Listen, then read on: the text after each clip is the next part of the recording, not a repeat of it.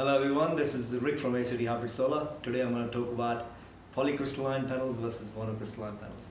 So a lot of people out there are confused whether they should go for Q cells, whether they should go for Jinko, whether they should go for Canadian Solar, and plus this poly versus mono adds another layer of confusion on top.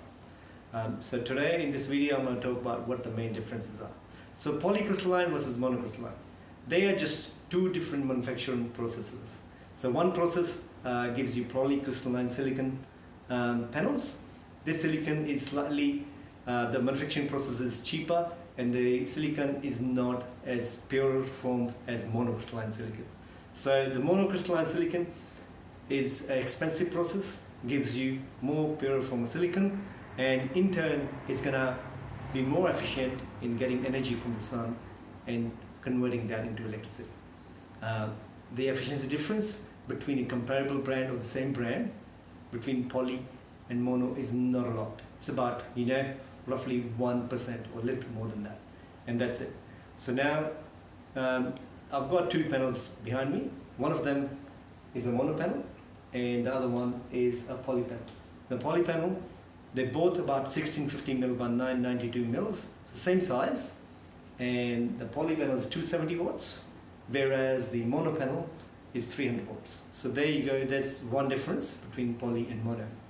The other difference is obviously the darker cells, the darker black cells, and what the manufacturers do, they give it a black frame to make it look even nicer. Whereas the poly panel has got light blue cells and it's got a silver frame. So the difference is the looks, the second difference. So there you go, the two reasons why you would go for a mono panel over a poly panel is one, only and only if you had limited room on your roof and you wanted to fit more kilowatts on. You want to put more panels, more wattage in the little room that you have, you're going to go for mono panel. Because 300 watts is the same, in the same area you can get 300 watts instead of 270 watts. The other reason would be the looks. So if you want it to be black, all black, you would go for this panel, which is mono panel. It's got the black frame, it's got the darker cells, and it looks aesthetically slightly better than the blue and silver frame. So there you go, two differences. But remember, the mono panel or the monocrystalline panel is also slightly more expensive than the blue panel. So it's kind of a feasibility thing, whether you think the looks are better for you or you want a better value proposition. There you go.